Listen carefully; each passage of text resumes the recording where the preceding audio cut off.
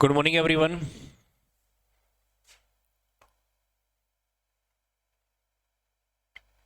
Okay.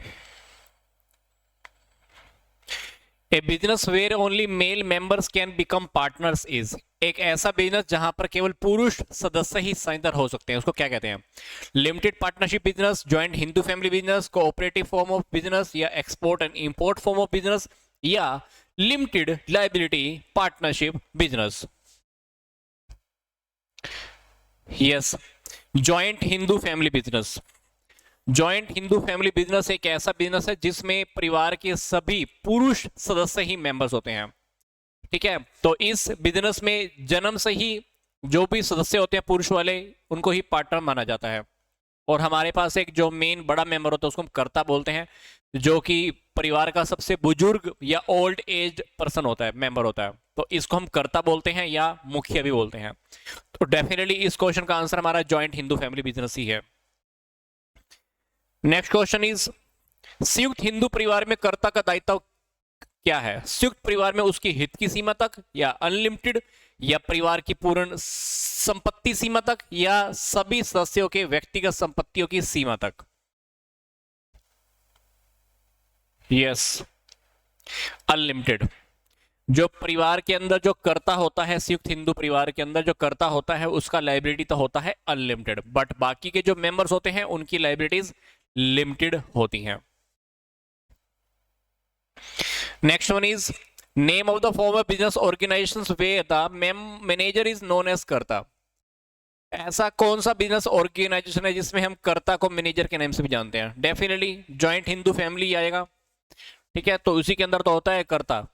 कर्ता का topic इसी में तो आता है, उसी को तो मैनेजर के नाम से जानते हैं। ठीक है, इसमें तो ज्यादा कंफ्यूज होने की जरूरत भी नहीं थी। The maximum number of person in the joint Hindu family business is 10, 50, 20 या no prescribed?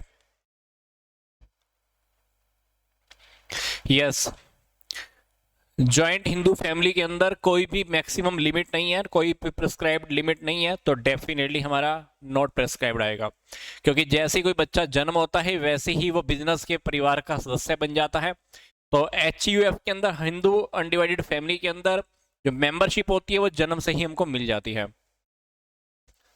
Next question is, possession of authority is key to, प्राधिकार का अधिपत्य डैश की कुंजी है?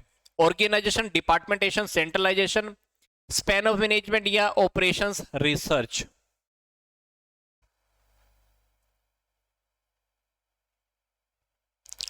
Yes, it is the organization, संगठन।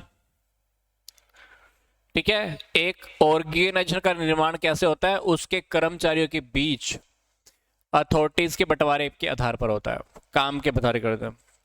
ठीक है, तो उनको बता दिया जाता है ना किसका क्या काम है। तो संगठन की संरचना अगर उनको पता नहीं होगा तो संगठन की संरचना बहुत कठिन होती है। आगे देखते हैं question number 6, which among the following is a part of management process? इसमें से मैनेजमेंट प्रोसेस का कौन सा पार्ट है? Span of control, authority and responsibility, evaluation control, levels of management, या unity of command?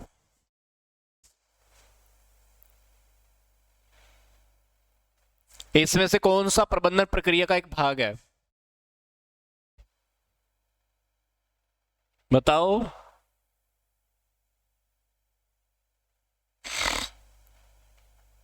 Yes, evaluation and control करना।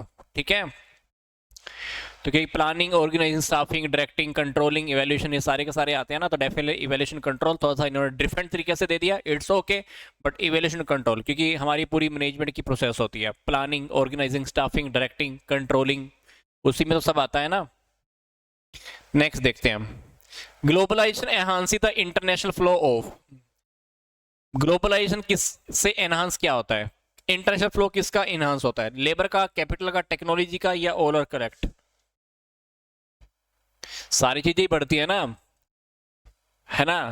जब हम ग्लोबल लेवल पे सब कुछ करना स्टार्ट करते हैं तो हमको लेबर का भी बढ़ता है, कैपिटल का भी, टेक्नोलॉजी का, तो डेफिनेटली ऑल और द करेक्ट, सभी का इंटरनेशनल लेवल ऑफ फ्लो होता है।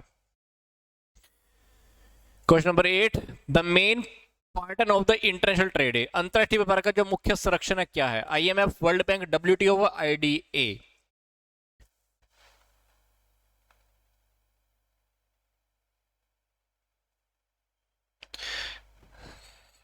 Yes, WTO, World Trade Organisation. ठीक है, प्रेजेंट में तो इसके 164 है ना मेंबर्स, और इसका जो ऑफिस है वो स्विट्जरलैंड जेनेवा में है। Question number 9, which of the following is not a method of foreign exchange? इसमें से फॉरेन एक्सचेंज का कौन सा मेथड नहीं है? Bill of exchange, letter of credit, hundi या टेलीग्राफिक ट्रांसफर?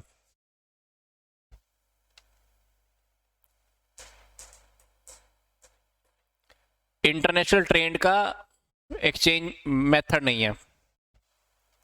यस, हुंडी। इसको फॉरेन के अंदर मान्यता प्राप्त नहीं है, ठीक है, तो फॉरेन ट्रेड के अंदर इसको यूज नहीं कर सकते। आगे है, the general agreement of tariff and trade was replaced by. Tariff and trades का जो एग्रीमेंट से किससे रिप्लेस किया था? डब्ल्यूटीओ से, आईबीआरडी, आईएमएफ या एमटीए? क्या लगता है?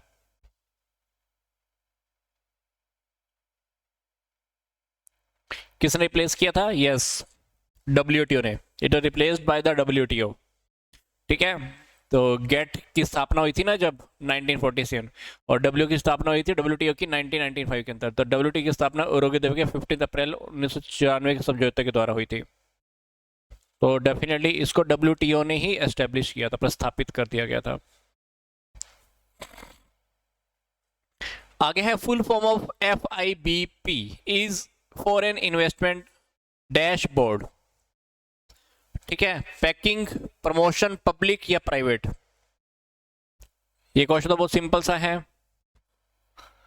Yes, foreign investment promotion board होता है इसका पूरा नाम, foreign investment promotion board. Yes, foreign investment को ये, फॉरेन डायरेक्ट इन्वेस्टमेंट को ये डायरेक्ट परमिशन देता है। ठीक है, डायरेक्ट। आगे है,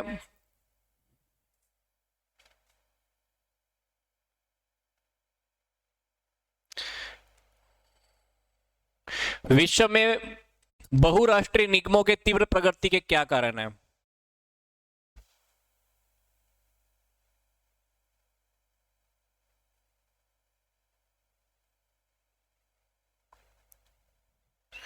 Yes, reason for the fast growth of the multinational corporation in the world, R&D, technology के सुपरियरिटी या इंटरनेशनल इमेज, या all are the correct?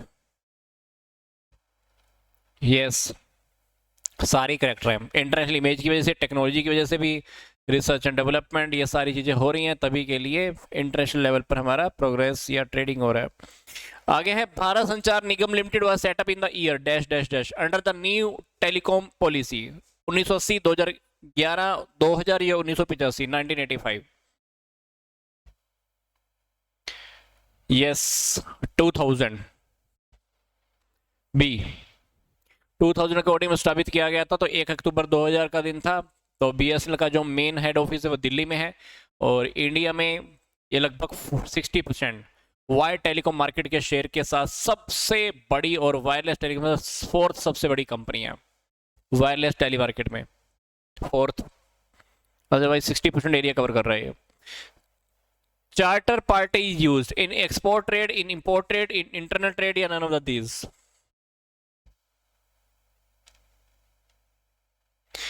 Yes, in export trade. Charter party का यूज होता है निर्यात व्यापार में, एक्सपोर्ट ट्रेड के अंदर। जो हमारा फॉरेन ट्रेड करते हैं ना, उसके डॉक्यूमेंट के रूप में भेजते हैं हम। तो जब हम माल को बड़ी मात्रा में विदेश भेजना होता है ना, तब पूरे जहाज का किराए पर लेना अच्छा और सस्ता होता है। तो इसके लिए जहाजी कंपनी से हम एक समझौता करते हैं, एग्रीमेंट करते हैं, तो उसको बोलते हैं चार्टर पार्टी। जब हम समझौता करते हैं ना जहाजी कंपनी के साथ, तो उसको बोलते हैं चार्टर पार्टी। तो उसमें काफ़ी सारी बातें दी होती हैं, पार्टी का क्या नेम है, पार्टी का क्या डिटेल है, जहाज जब हम पूरा का पूरा किराए पर लेते हैं उसकी कंडीशंस क्या है, ये सारी बातें होती हैं। और वैसे हम देखें तो चार्टर पार्टी भी 2 टाइप की होती है, एक होता है टाइम चार्टर और एक होता है वोयाज, जिसको हम बोलते हैं यात्रा चार्टर, ठीक है। एक होता है समय चार्टर, एक होता है यात्रा चार्टर। तो ये चार्टर पार्टी भी दो टाइप की होती है, ठीक है, टाइम और वोयाज, वोयाग, ठीक है। Question number 15. As per the commonly held belief, dash dash dash is concerned with the top management and dash is the function of the middle level and the lower level management. Management, administration management, executive plans and planning, budgeting, resource allocating या planning, strategic decision making. तो यहाँ पे हमारे पास दो filling the blanks है, दो filling the blanks बोल रहे हैं। क्या है क्वेश्चन? सामान्य तौर पर मानी जानी अवधारणा के अनुसार डैश डैश डैश शीर्ष प्रबंधन से संबंधित है और डैश डैश डैश मिडल और लोअर लेवल के मैनेजमेंट का एक काम है। तो हमको ढूंढना इसमें से क्या आंसर है।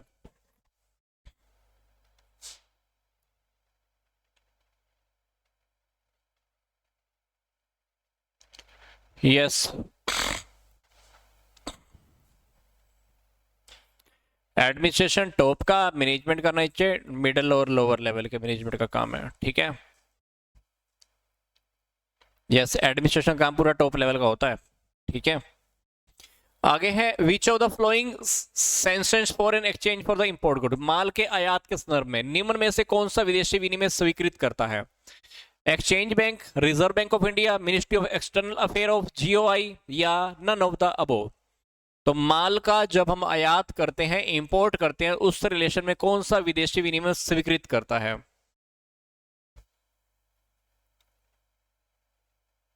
Yes, reserve Bank of India. ये पूरा का पूरा बैलेंस बना के रखने की कोशिश करता है Reserve Bank of India.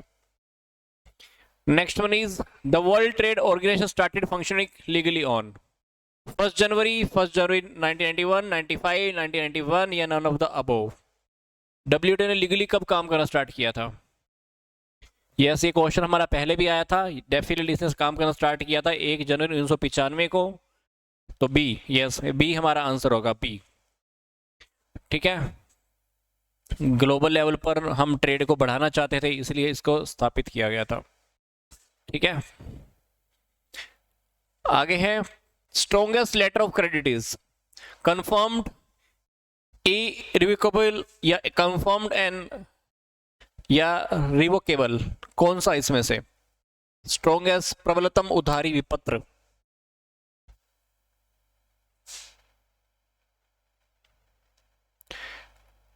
Yes ये वाला होता है सी, कंफर्म्ड एंड इरिवोकेबल, ठीक है। कंफर्म्ड ही है और रिवोकेबल ही है, तो सबसे स्ट्रॉन्गेस्ट होता है ये। All transaction of international monetary fund express in the present in. वर्तमान में इंटरनेशनल मॉनेटरी फंड के सभी लेन देन व्यक्त किए जाते हैं गोल्ड में, यूएस डॉलर में, एसडीआर में या नन ऑफ द दीज। तो प्रेजेंट के अंदर जो इंटरनेशनल मॉनेटरी फंड के जो सभी ट्रांजैक्शन होती हैं वो किस में होती हैं?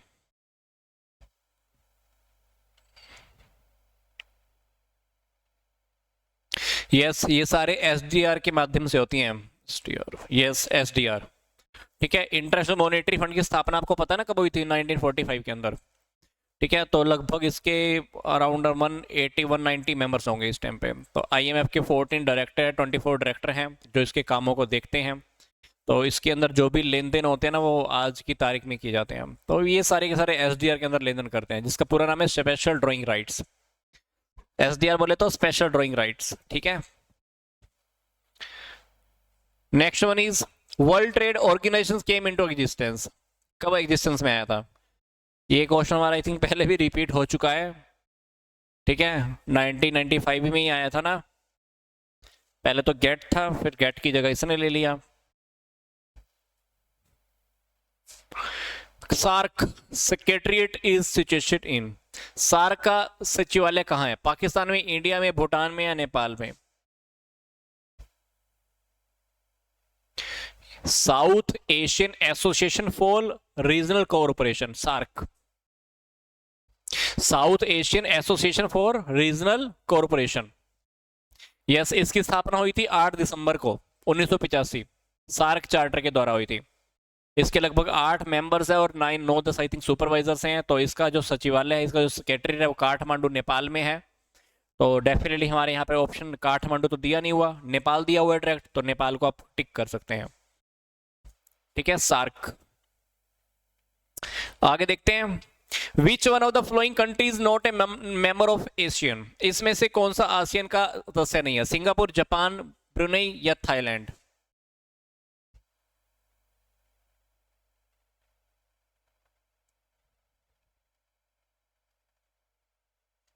Yes, association of south east Asia Nations, और इसका जो हेड ऑफिस है वो जकार्ता में है, सिंगापुर के अंदर।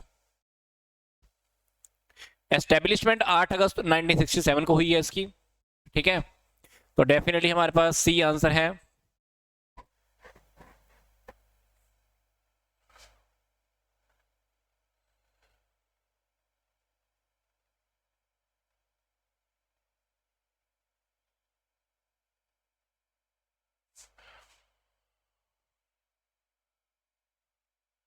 यस, इसमें से जापान इसका मेंबर नहीं है, डेफिनेटली यस। यही था ना, कौन सा कंट्री मेंबर नहीं है, क्योंकि इसके जो मेंबर है ना वो है Asian, sorry, Indonesia, Thailand, Singapore, Malaysia, Myanmar, Brunei, Cambodia, Laos, Philippines और वियतनाम। ये 8 कंट्रीज हैं जो इसके मेंबर सदस्य देश हैं। 8, 9, 10 हैं, कुछ भी 10 से कंट्रीज हैं लगभग जो इसके मेंबर है, बट जापान इसका मेंबर नहीं है। 8-10 नाम तो मैंने आपको बता दिया, बट जापान इसका मेंबर नहीं है। आगे देखते हैं, what are the drivers of the globalisation. Globalisation के ड्राइवर कौन कौन से? चालक या वाहक, population, mobility, specially of labour, financial flows, exporting, assembly operations. इन चारों में से बताना है कौन कौन से आंसर हो सकते हैं। ए बी भी हो सकता है, B C C D, A C D, B B C D, B C D, D C D, कुछ भी लगा लो। ग्लोबलाइजेशन के ड्राइवर कौन कौन से हैं? What are the drivers of the globalisation? Yes, this one and this one, financial flows, ठीक है, ए और बी, सी आंसर। आगे देखते हैं, given below the 2 statement. 2 statement हमको दी गई है, एक स्टेटमेंट को इन्होंने ए बोला है, दूसरे को इन्होंने आर बोला है, दैट इज रीजन। तो असर्शन क्या है? Globalisation refer to the free cross border movement of goods and services, capital, information, people. Yes, ठीक है, असर्शन तो है। रीजन देखते हैं, countries are consistently involving innovation, marketing barriers that are the WTO compatible. ये assertion reason दिया हुआ है, असर्शन रीजन। फिर आगे तर्क दिया हुआ है, तर्क, ठीक है, वो हमने देश लगातार नवमेशी विपणन अवरोध विकसित कर रहे हैं तो विश्व व्यापार संगठन के अनुकूल नहीं है। In the light of above statement, ठीक है, तो हमको बताना है इसमें से ए और आर दोनों ट्रू हैं और आर ए की करेक्ट एक्सप्लेनेशन है, या बोथ ए और आर दोनों ट्रू है बट आर इसकी करेक्ट एक्सप्लेनेशन नहीं है, या ए ट्रू है बट आर फॉल्स है, या ए भी गलत है और बी ट्रू है। तो अपने को बताना है इसमें क्या है। यस,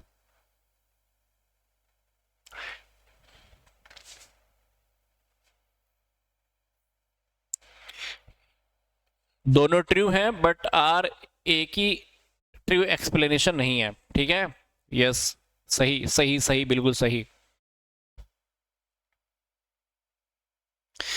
यस, नेक्स्ट देखते हैं, which two of the following are the function of the W. इसमें से कौन से डब्ल्यू के फंक्शन है? इसमें सिर्फ 2, इन चारों में से 2 ऐसे ऑप्शन है जो डब्ल्यूटीओ के फंक्शन है। व्यापार समझौते क्रियान्वयन प्रशासन प्रचलन को सुगम करना, या अपने सदस्यों को व्यापार नीतियों की आवधिक समीक्षा करना, या भुगतान की एक बहुपक्षीय प्रणाली स्थापित करने में सहयोग करना, या अंतरराष्ट्रीय मौद्रिक सहयोग को बढ़ावा देना। तो इन चारों ऑप्शन में से 2 ऑप्शन ऐसे हैं जो ठीक है, जो डब्ल्यूटीओ के फंक्शन है, तो आपको वो बताना है।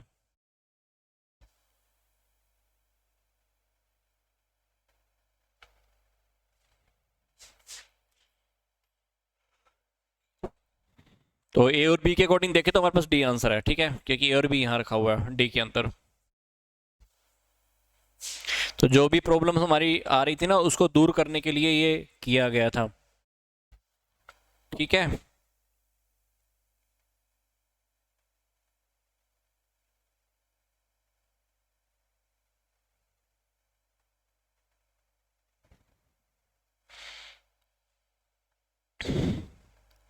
तो काफी सारे काम थे इसके, ठीक है, जो भी एग्रीमेंट्स उसको इम्प्लीमेंट क्रियान्वयन करना, लेके चलना आगे।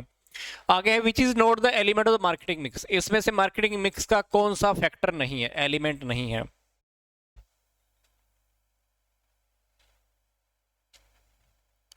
यस, सेगमेंटेशन, क्योंकि प्रोडक्ट, प्राइस, प्लेस, प्रमोशन ये सारे होते हैं, बट हमारे पास सेगमेंटेशन थोड़ी ना होता है। आगे देखते हैं, सिंपल से क्वेश्चन आने वाले आई थिंक अब। Holistic marketing is an approach to marketing that includes, समग्र विपणन, विपणन एक ऐसा दृष्टिकोण है जिसमें डैश शामिल है। Integrated marketing, social responsibility marketing, relationship marketing, या ऑल आर करेक्ट?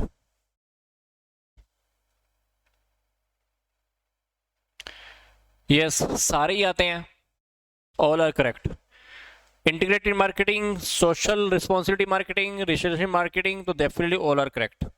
आगे है, firms more desperately look for the ways and means to defend market share in, firm अधिक निराशाजनक स्थिति में बाजार में अपना हिस्सा बचाने के लिए साधनों तथा तरीकों को अपनाती है। कौन सी? Maturity stage of life cycle, या growth stage of life product life cycle, या decline stage of life cycle, या all are correct?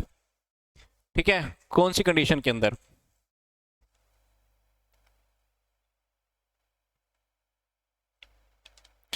Yes,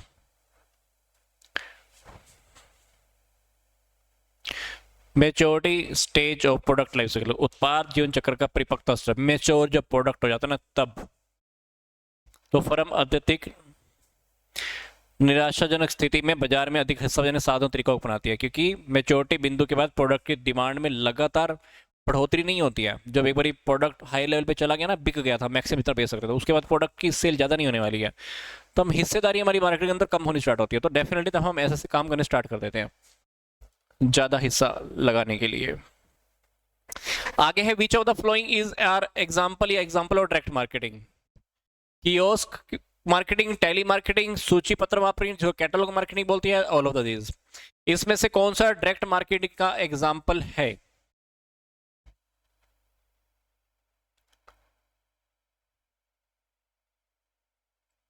yes, सारे के सारे। ठीक है, तो डायरेक्ट मार्केटिंग के अंदर बिचौलियों का यूज नहीं करते ना, हम इंटरमीडिएटर की तो हेल्प लेते नहीं है, हम सीधा परचेजर के साथ लिंक एस्टेब्लिश करते हैं और सीधा हम प्रोडक्ट सेल भी कर लेते हैं। Marketing is a process which start production, marketing एक ऐसी प्रक्रिया है जो उत्पादन के डैश डैश डैश से शुरू होती है। बिफोर, जस्ट आफ्टर, या अलोंग विद, या मच आफ्टर? क्या लगता है? यस, हम पहले से शुरू कर देते हैं, बिफोर, क्योंकि पहले से हमको पता चल जाता है ना मार्केट के अंदर कौन से प्रोडक्ट हमको चाहिए, मार्केटिंग का काम तो पहले से शुरू हो जाता है हमारा। 31, विच media useful for the illiterate consumer, अगर मान लो हमारे कंज्यूमर पढ़े लिखे नहीं है तो हम कौन सा मीडिया यूज करेंगे? प्रिंट, ब्रॉडकास्ट, पोस्टर, या ट्रांजिट?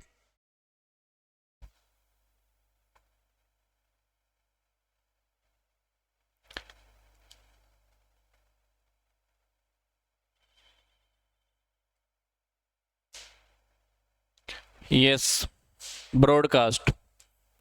बड़े लेवल पे करते हैं ना तो पता नहीं चलता ना कितने पढ़े लिखे होंगे नहीं होंगे, तो इसके अंदर कुछ ऑडियो वीडियो ओजल सारे होते हैं। ऑडियो के अंदर आपको पता है ना, ऑडियो में रेडियो, टेलीविज़न, सेक्युलर फ़ोन, ये सब आते हैं। और वीडियो के अंदर अगर बात करें, टेलीविज़न, सिनेमाज के अंदर कंप्यूटर है, टेली प्रिंटर है, फैक्स, ईमेल, ये सब यूज़ करते हैं।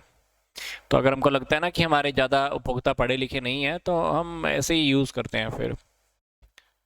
ठीक है, ताकि करोड़ों लोगों तक एक साथ इंफॉर्मेशन पहुंच जाती है। जैसे हमारे फ़ोन में भी ऑप्शन होता है ना ब्रॉडकास्ट का, व्हाट्सएप में भी ऑप्शन होता है ब्रॉडकास्ट, तो वैसे ब्रॉडकास्ट हम यूज़ करते हैं। Mister X is a marketing manager of TCS, he is first level manager, middle level manager, top level manager, या none of the above? Marketing manager है ना, तो डेफिनेटली टॉप लेवल के नीचे आएंगे। Yes, middle level manager. ठीक है, आगे देखते हैं। System approach is not propagated by W G. Scott, Robert, Peter Drucker, J D Thomson? क्या लगता है? यस, सिस्टम दृष्टिकोण इनके द्वारा प्रचारित नहीं है, पीटर ड्रकर।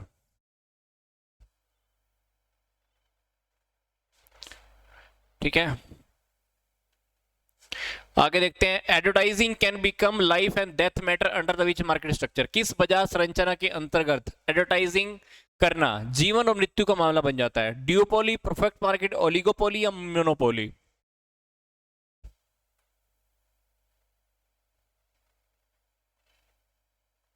यस, ओलिगोपोली में, क्योंकि इसके अंदर फर्में बहुत कम होती हैं, बहुत टक्कर जो ज़्यादा होती है, इसलिए लोग बहुत कर एडवर्टाइजमेंट बहुत ज़्यादा करा रहे होते हैं, प्रमोशंस ज़्यादा चल रहा होता है, एक्सपेंसेस ज़्यादा होते हैं, तो हर कोई अपना प्रॉफिट ज़्यादा कमाना चाहते हैं। तो ये एक ऐसी कंपटीशन का टाइम होता है जिसमें प्रोडक्ट को खरीदने वाले भी बहुत कम होते हैं, ठीक है, और सेलर होते हैं बहुत बड़े एरिया को कवर करना चाहते हैं। हर कोई अपना प्रोडक्ट को इफेक्टिव तरीके से रिप्रेजेंट करना चाहता है, मार्केट को हिलाना चाहता है, तो यहाँ पर ज़्यादा होता है। Marketing function described by the Tousley Clark and the Clark. Tousley Clark और क्लार्क द्वारा वर्णित विपणन के कितने कार्य हैं मार्केटिंग के?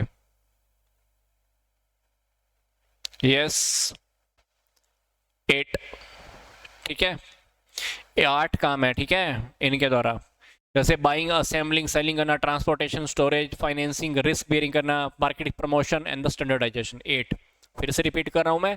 Buying and assembling, selling, third is transportation, fourth is storage, fifth is financing, sixth is risk taking, seventh is market segmentation and eighth is standardisation. तो मार्केटिंग के 8 फंक्शंस इन्होंने बताए हैं, कुछ अलग अलग तरह के हैं ये, ठीक है, 3 कैटेगराइज को सब डिवाइड किया हुआ है 8 में। आगे है marketing deals with the study of, किसके अध्ययन से संबंधित है? कंज्यूमर बाइंग बिहेवियर या सेल्स मैनेजमेंट या consumer satisfaction and all of the above? क्या लगता है आपको? Yes, all of the above. Consumers buying behaviour, sales management भी है, कंज्यूमर की सेटिस्फेक्शन, सारी बातें इसमें आ जाती हैं। The concept of marketing mix consisting of 4 P's of marketing was given by, ये 4 P's का concept किसने दिया था? Peter F Drucker, Philip Kotler, E George Vendor थे या none of these? I think ये फिलिप कोटलर का ही मिलेगा ये, है ना, राइट? नो, किसका? यस, राइट, इनका था ये, ठीक है, और इन्होंने दिया था, इनकी बुक थी एक, कौन सी पता है? बेसिक मार्केटिंग, ए मैनेजरियल अप्रोच, 1960 में पब्लिश हुई थी। 4 पीस इसमें, प्रोडक्ट, प्राइस, प्लेस, प्रमोशन, ठीक है। ई जेरोम मैकार्थी 1960 में दिया था इन्होंने। आगे है the concept of marketing myopia was given, विपणन निकट दृष्टि की अवधारणा कब दी गई? ई डब्ल्यू इमर्सन द्वारा, पीटर एफ ड्रकर द्वारा, फिलिप कोटलर द्वारा या थियोडोर लेविट द्वारा?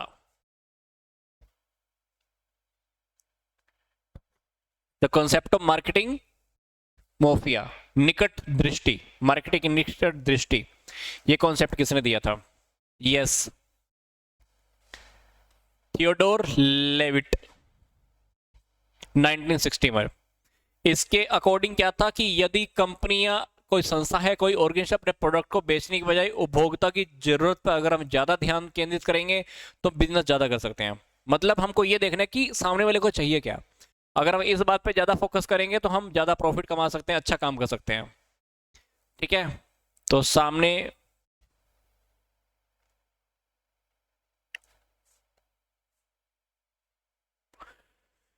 Next is we associated with the concept of marketing myopia, ये तो क्वेश्चन आई थिंक अपना भी आया भी था, है ना?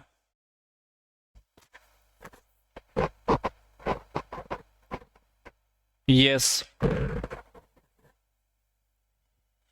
तो ये एक ऐसा कॉन्सेप्ट होता है जिसमें उसका एक संकीर्ण दृष्टि होता है मार्केटिंग का।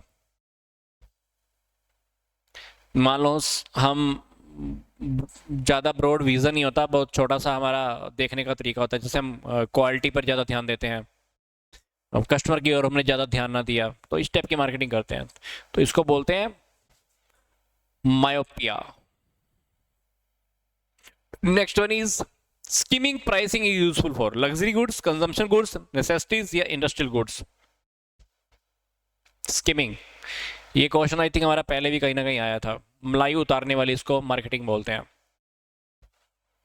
यस, लग्जरी गुड्स, है ना, ज्यादा प्रॉफिट कमा लेते हैं उनके ऊपर। आगे है which of the following is odd one out, निम्नलिखित से कौन सा एक अन्य कारणों से बिल्कुल अलग है? Specific good, uncertain goods, future good या अनसर्टेन गुड्स, विनिश्चित वस्तुएं। Yes yes yes yes yes, future goods. ठीक है,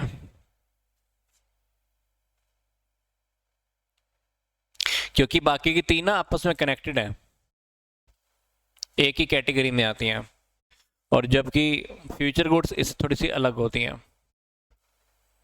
ठीक है, फ्यूचर गुड्स में किसी भी टाइप की गुड्स को अवेलेबल नहीं कराते, बाकी तीन कैटेगरी एक ही थी।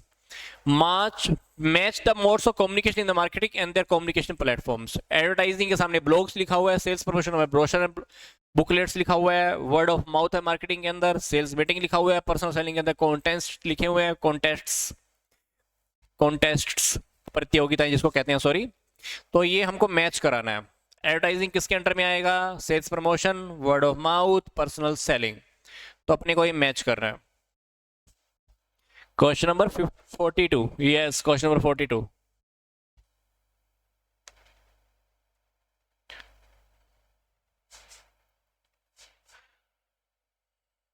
यस,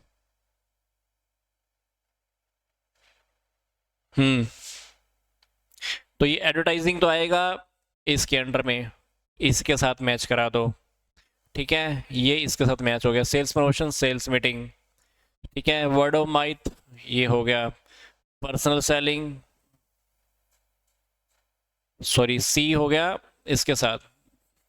ठीक है, और जो हमारा डी आएगा वो हमारा थर्ड के साथ। मैं दोबारा से भी कर देता हूँ। फर्स्ट हमारा सेकंड में मैच, ठीक है, बी हमारा फोर्थ में कॉन्टेस्ट, सेल्स कॉन्टेस्ट हमने करवा दिया, सी 1 में और डी थर्ड में। ठीक है, तो ये हमारा मैच होने वाला है। तो देख लेना कौन सा आंसर इसके अकॉर्डिंग बनेगा। मैंने मैचिंग कर दिया है। ठीक है,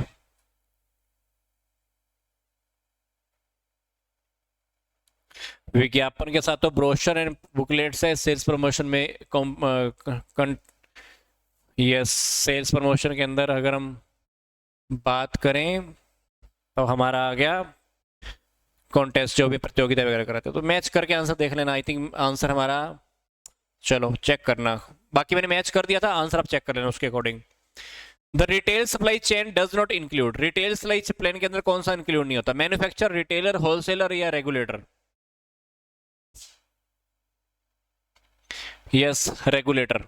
रेगुलेटर नहीं आता है, बाकी तो सारे चेन में होते हैं ना, मैन्युफैक्चरर, होलसेलर, रिटेलर, कंज्यूमर, ये सब तो चेन में। रेगुलेटर कहां से आ गया? रेगुलेटर तो नहीं आएगा चेन में। आगे देखते हैं, which of the following characteristics are the related to relationship marketing. इसमें से रिलेशनशिप मार्केटिंग की कौन कौन सी खास बात है? Product feature orientation, product benefit orientation, frequent consumer contract या high concern for the quality. इन चारों ऑप्शन में से देखने कितने कितने ऑप्शन हमारे रिलेशनशिप मार्केटिंग की हमारी कैरेक्टरिस्टिक्स हो सकती हैं।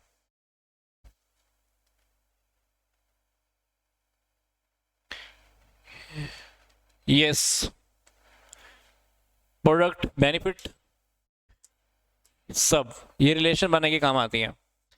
ठीक है, रिलेशनशिप मार्केटिंग है ये। आगे क्वेश्चन है हमारा, विच of the flowing commodities kept outside the preview of the GST. इसमें से कौन कौन से प्रोडक्ट ऐसे जीएसटी के बाहर हमने रखे हैं?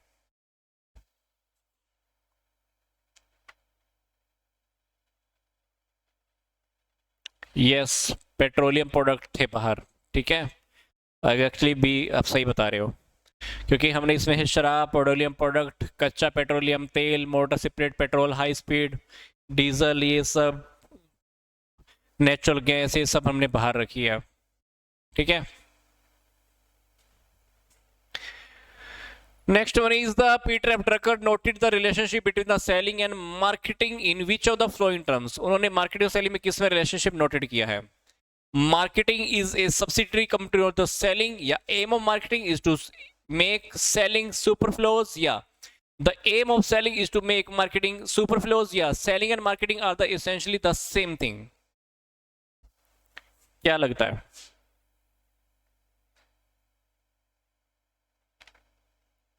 Yes, B. तो उन्होंने दोनों के रिलेशनशिप को बताया कि अगर हम मार्केटिंग बहुत अच्छे से करते हैं तो हमारी सेल बहुत अच्छी हो जाती है। ठीक है, तो मार्केटिंग के द्वारा प्रोडक्ट की जो क्वालिटी है, कैरेक्टरिस्टिक्स हैं, उसकी खास बातों को हम बता सकते हैं। तो इससे हम सेल के अंदर इंक्रीज कर सकते हैं और उनको बना के भी रख सकते हैं मार्केटिंग से। तो डेफिनेटली या the aim of marketing is to make the selling superfluous. Marketing का उद्देश्य है बिक्री को शानदार बनाना है और बिक्री को बनाए रखना है, बिक्री चलती रहती है, हमारी सेल होती रहती है। One belt one road initiative is not intended, एक क्षेत्र एक सड़क परियोजना का अभिशिष्ट क्या नहीं है? Trade protectionism, strengthening logistic in the supply chain, या इंप्रूव कॉस्ट कॉम्पिटिटिवनेस, या relatable trade dominance. Yes,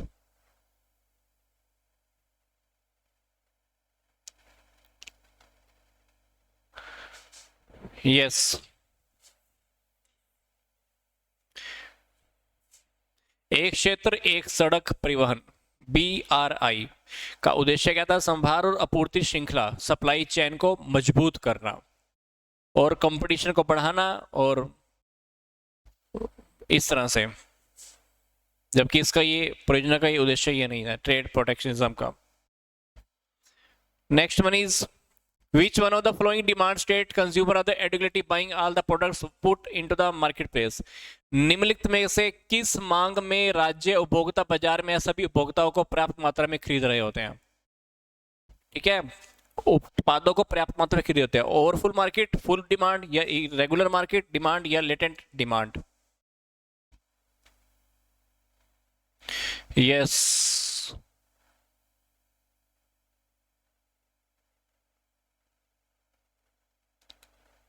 full demand. ठीक है, फुल डिमांड की मार्केट सिचुएशन के अंदर जो राज्य के, जो स्टेट के, जो भी हमारे कंज्यूमर होते हैं, बाजार में आए सभी के सभी प्रोडक्ट को पर्याप्त मात्रा में खरीद रहे होते हैं। ठीक है, तो सारे प्रोडक्ट की डिमांड होती है। Next one is which of the one of the following mode is not a example of direct and the database marketing communication. निम्नलिखित में से कौन सा विधि डायरेक्ट और डेटाबेस मार्केटिंग का एग्जांपल नहीं है? Social media marketing, catalogs, mailings, या टेली मार्केटिंग।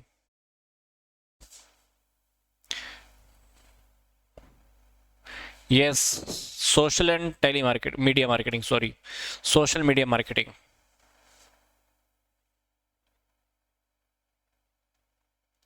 डायरेक्ट और डेटाबेस कम्युनिकेशन मार्केटिंग के अंदर ना हम लिस्टिंग, मेलिंग, टेली मार्केटिंग ये लेके था, जबकि सोशल मीडिया मार्केटिंग के अंदर ना हम ये एक इनडायरेक्ट है और डेटाबेस कम्युनिकेशन का मेथड है ये सिर्फ।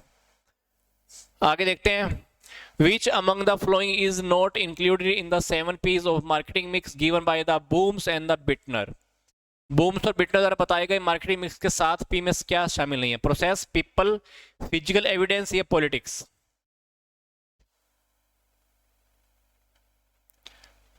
वैसे तो पॉलिटिक्स ही आना चाहिए, डिफरेंट ही आ गया। मार्केटिंग से क्या लेना था इसका, मार्केटिंग से? क्योंकि जो उन्होंने 7 P's बताए थे उसमें people, physical evidence, process, product, price, promotion, place, ये सब था। फिर से रिपीट कर रहा हूँ, 7 P जो इन्होंने बताए, people, physical evidence, process, product, price, promotion and place. तो डेफिनेशन यहाँ पर पॉलिटिक्स का कोई मतलब नहीं है।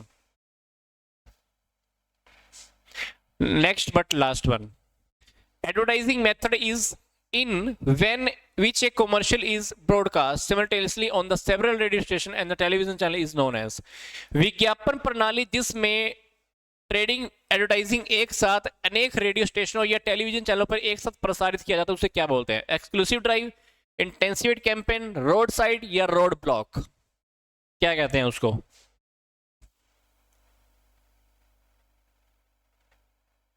Yes, it's called roadblock. ठीक है, नया वर्ड हो सकता है आपके लिए, बट याद रख लेना, जब एक साथ सारे टीवी चैनलों पर, रेडियो पर एक ही साथ हमने एडवर्टाइजमेंट एक ही प्रकार की, that is road block. Road block कर दिया ना हमने, बिल्कुल बंद कर दिया, कुछ और आ ही नहीं रहा, एक साथ एक ही चीज चल रही है, दैट इज रोड ब्लॉक।